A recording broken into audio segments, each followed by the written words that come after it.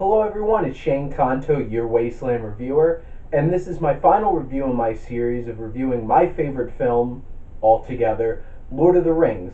So this is the final part. This is my review for Lord of the Rings, The Return of the King. Now, if I actually had to make a choice out of the three of them, going to be that way, and I actually have to pick one of them that's my favorite, Return of the King is actually my favorite. And one of the big things that this film has going for it is this gives you the payoff to all of the other hours that you've put into this series and finally getting to hit those emotional points and those plot points and finally getting to the end of the journey. And this film handles all that in such a miraculous way. Now, Peter Jackson, who directed all three and also was part of writing all three of them, does a fantastic job. The thing is, the all the aspects of these films are pretty consistent because they were all filmed together. So they filmed it like one big movie, and that's why it feels that way. And the storytelling is still fantastic, balancing the different stories, and now things are even more fractured. You have Aragorn, Gimli, and Legolas going after the army of the dead to help in the fight at Minas Tirith. You have Gandalf and Pippin going off to Minas Tirith to support them and figure out what's going on and warning them. Merry is with the Rohirrim as they charge into battle. And then we have Sam and Frodo, who are still stuck with Gollum trying to get to Mount Doom. And all of this is so well balanced, and including some of the things that I really enjoyed in the other films is when they're building up tension and introducing a new threat, how they're able to introduce that with it is basic dialogue, but intercutting sequences of that being, that creature, over top of it to build that suspense for further in the movie. And one perfect example is the introduction of the Witch King of Angmar. And that sequence is so chilling, along with the music, and it's such a great way to introduce that character, and you feel, holy crap, I am not looking forward to that character showing up. And I feel like all those little kinds of things really elevate the storytelling in this film. And then you have the pacing. Now, I watched the extended edition, which is 4 hours and 10 minutes, but the original cut's 3 hours and 20 minutes.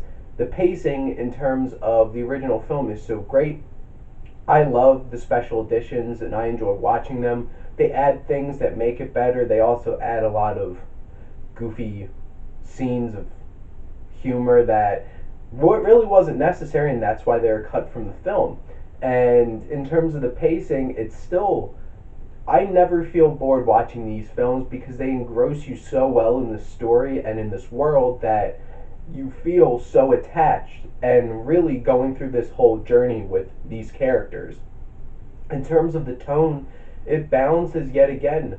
Now, this film's a lot darker than the previous two because it's building to that dark climax of finally reaching the point where things seem so bleak. It's always the darkest before the dawn, and that's this point in the story. There is some fun little moments and comments and lightheartedness or very uplifting moments. And I'll talk about this when I talk about the writing, but there's two sequences in this that just fire you up so much. Just these war speeches that are so amazing, especially the one that Aragorn gives. But overall, the tone, there's moments of really creepy fierceness, and especially one of my favorite sequences in this whole film is your introduction to Minas Morgul, where all of Mordor's forces come out of, and which is the castle of the Witch King. And the production design in this film between Minas Tirith, Minas Morgul, Cirith Ungol, all of it, and Minas Morgul just feels ripped right out of like the Wizard of Oz, this creepy green dark castle, and the music, the shots, everything brings together and makes such a haunting scene. And the sound in this film and all these films are so fantastic. The screams of the Nazgul are so piercing, and you know that you need to fear them. And the part where Minas Morgul, where that beam of light shoots up, I remember sitting in the theater when I guess I was 12 years old, shaking.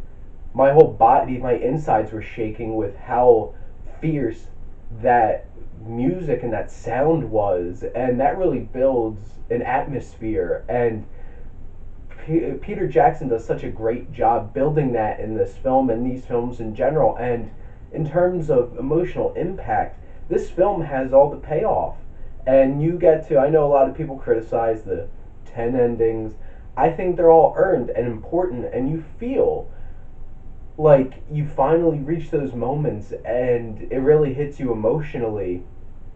And there's really resonantly powerful moments in this film that really get you going. And these films are so well put together and hit on so many different levels. These are some of the most well-rounded pieces of film ever created. And fantasy is one of the hardest things to be able to bring to fruition, because you need to get people to buy into a whole entire new world with new creatures and new physics and everything. And Middle Earth is so real in these films, and that's a testament to Peter Jackson. And in terms of the cinematography, this has to be, in my opinion, one of the biggest blunders of not nominating something in the history of the Academy Awards, because the fact that this film didn't get nominated for cinematography for Andrew Lesnie is some bullcrap. Flat out bullcrap, because this movie should have just got nominated for the lighting of the beacon scene. Just that scene. It's one of the most breathtaking things I've ever seen in a film. Going across those mountainscapes and seeing the little beacons being lit in the background everywhere. And just everything. The way that this film is shot, for you get the real scope of everything.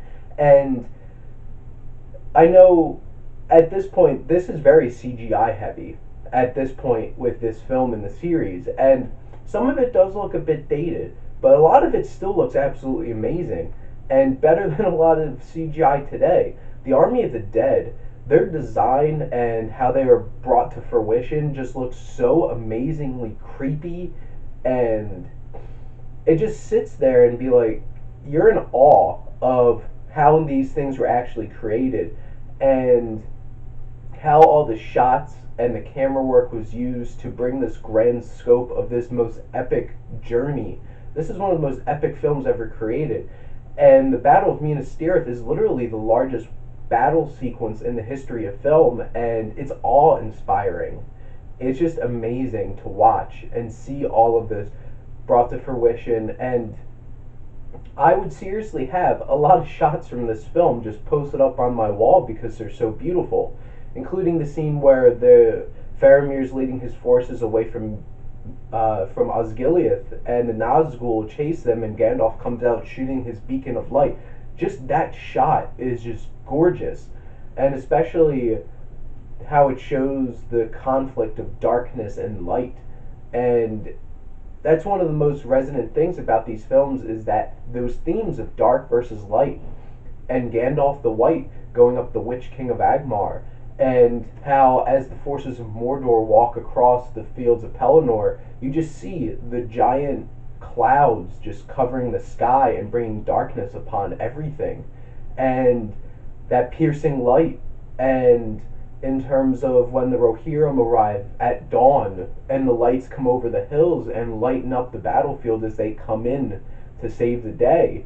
And there's just so much great use of dark and light, and just how everything is chosen in terms of the white city of Minas Tirith looking right across it, Minas Morgul, which is this dark black and green and menacing with these gargoyles, and Minas Tirith looks like a heavenly city, and just embodying that dark versus light. And finally, Frodo and Sam coming over those dark human vices of greed and egotism, and getting past the powers of the ring and finally being able to destroy it, and Aragorn finally finding his place and taking charge, taking that step that he needs to as a character to finally take the throne of Gondor and lead the race of man. And those two moments are so emotionally resonant because they've been built up, and you finally get the payoff of these journeys, and that's so impactful in these films. In terms of the story, this is such a fascinating, depthful story with so much mythology put in, and so many moments of conflict and characters showing their worth. And the characters, basically minus Gimli and Legolas, really get a time to shine and really stand out and get their moments of triumph. And that's really impressive. The dialogue, they have some fun dialogue, they have intense moments.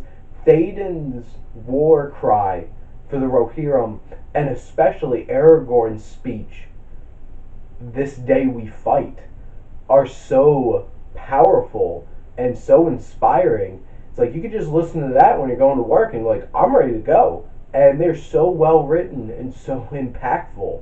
And the emotional payoffs with the endings of you really realizing that Samwise was a real true hero of this story, and him finally getting what he deserved and earned throughout this whole entire story is so impactful. And the music, I know I talked about the music a lot in the last two reviews, I have to keep talking about it. Howard Shore's score, I had this, was one of the first CDs I ever bought, was the score to Return of the King. And the music is so triumphant and so terrifying and everything in between. And the music literally elevates this movie to a whole new level. And Into the West, the song by Annie Lennox, is so fantastic, and I love that song, and I was so glad that that won an Oscar because it's such a powerful, impactful song. And that's the underappreciated thing about the music in these films, is the songs that came out with it. Enya's song, also for one of the previous films, was very impactful and powerful. The acting, it's fine. I think the overall everything is so well done in terms of the acting. Everybody gets their moments to shine, but really the true powerful acting moments in this film are where we have Elijah Wood, Sean Astin, Andy Serkis, and they are the powerhouse core of this film. And yet again, Andy Serkis got robbed. Sorry, need to get with the times, because just because he was motion capture, that performance was amazing. And Elijah Wood and Sean Astin don't get enough credit for how powerful emotionally they are. Sean Astin sells at scenes like, I might not be able to carry it for you, but I can still carry you. Just like, boom, hits you real hard. And the emotional power in those performances really lets that resonate. And time to conclude with these reviews. If you couldn't tell by my uber gushing about these films, I absolutely love Lord of the Rings. They're my favorite film of all time. And I'm going to continue this series about talking about some of my other favorite films. And I hope you keep tuning in to not only my classic reviews here on the Wasteland Reviewer channel, but also my new reviews. I know I'm going to have a handful coming out this weekend, so please check them out. To conclude, I'm going to give Lord of the Rings, The Return of the King, an A+.